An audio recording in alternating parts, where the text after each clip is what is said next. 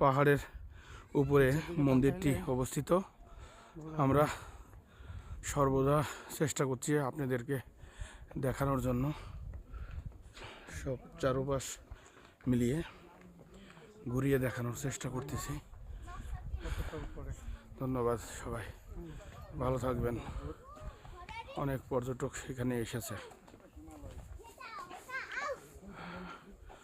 ওই দিকে সাদা দেখা যাচ্ছে, ওই দিকেই হিমালয়।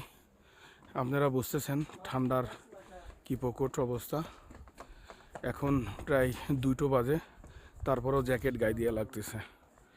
ঠিক আছে বন্ধুরা, আপনাদেরকে সব কিছুই দেখানোর চেষ্টা করতেছি, কতটুকু পারতেছি জানি না, তবে আপনারা আমাদের সাথে থাকবেন। আমরা সম্পূর্ণ ভিডিও করে আপনাদেরকে যেন দেখাতে পারি, সেই আশা প্রত্যাশা নিয়েই আসলে বাংলাদেশ থেকে নেপালে আসা।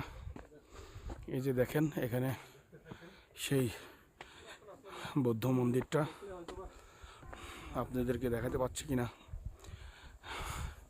সঠিক মতো দেখতে পাচ্ছেন কিনা অবশ্যই কমেন্টস করে জানাবেন। এখানে যে ফুলের বাগান, অনেক সুন্দর সুন্দর ফুল,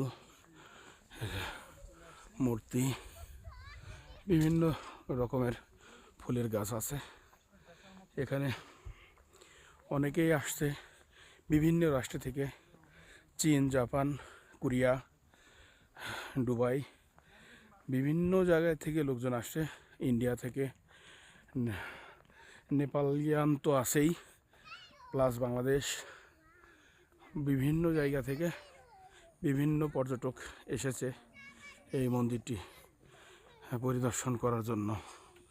তো সব মিলিয়ে অসাধারণ সব কিছু। সবাই ওকে, থ্যাংক ইউ এখানে ভিডিও করার